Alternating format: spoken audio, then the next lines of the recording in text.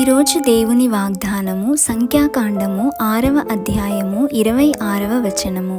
యెహోవా నీ మీద తన సన్నిధి కాంతి ఉదయింపచేసి నీకు సమాధానము కలుగచేయునుగాక. ప్రార్థన.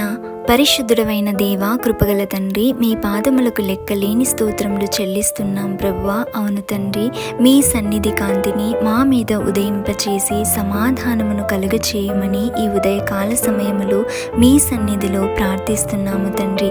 ఈ క్షణం ప్రభువా, ఎంతోమంది అసమాధానముతో, నెమ్మది లేక, కలవరముతో, ఇబ్బందులతో ఎంతోమంది బాధపడుచుంటారు తండ్రి. వారందరినీ కూడా జ్ఞాపకం చేసుకోండి. మీ సన్నిధి కాంతిని మా అందరి జీవితాలలో, మా కుటుంబాలపై ఉదయింపచేయండి. సాతాను శక్తులను, అపవాది క్రియలను లయపరిచి, దూరపరిచి ప్రతి కుటుంబంలో మీ సమాధానమును, సంతోషమును నింపుమని నజరేయుడైన యేసు నామంలో అడిగి వేడుకొని పొంది ఉన్నాము తండ్రి. ఆమేన్.